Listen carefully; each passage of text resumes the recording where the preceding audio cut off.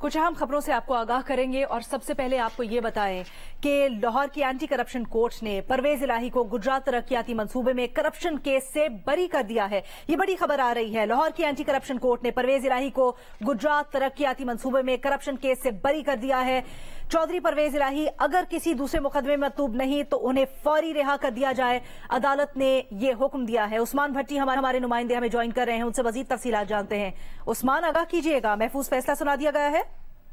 जी, चौधरी परवेज जो कि पाकिस्तान तहरीक इंसाफ के सदर हैं, आज उनको जो है एंटी करप्शन और पुलिस हुकाम की तरफ से जिला कचहरी में जुडिशल मजिस्ट्रेट के सामने पेश किया गया था।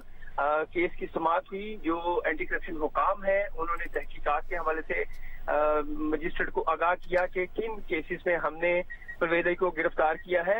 एंटी करप्शन हुकाम का ये कहना था कि चौधरी परवेज इलाही ने जो बेज़ाब्तियां की हैं अपने दौरे हुकूमत में, जब वज़ीर-ए-आला पंजाब थे तो इन्होंने जो ठेके दिए हैं उनमें बदअनवानियां की हैं, जबकि जो चौधरी परवेज इलाही के वकील थे उनका ये कहना है कि ये सियासी बुनियादों पर मुकदमा जो है वो दर्ज किए गए हैं। उस केस के दलाइल होने के बाद जो है वो फैसला महफूज कर लिया गया था।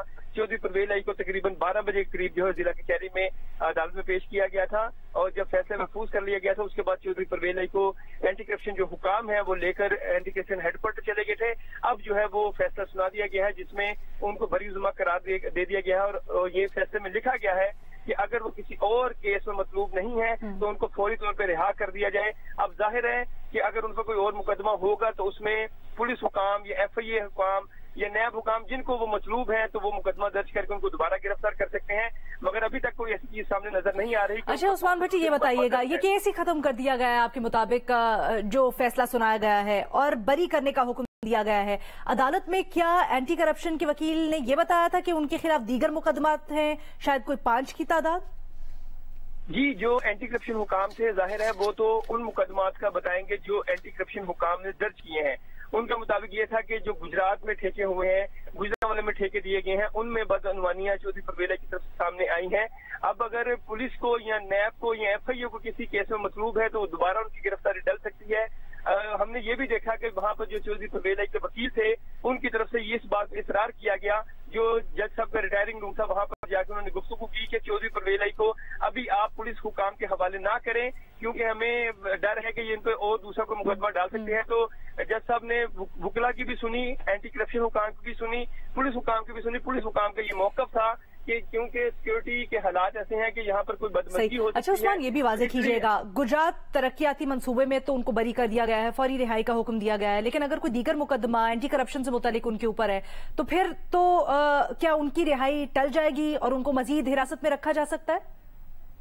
जी, अगर कानून तो ये कहता है कि अगर किसी और लॉ एनफोर्समेंट एजेंसी के इदारे को चौधरी परवेज इलाही मतलूब है किसी भी केस में तो वो जो इदारा है वो चौधरी परवेज इलाही को अपनी तहवील में लेकर गिरफ्तारी डाल सकता है।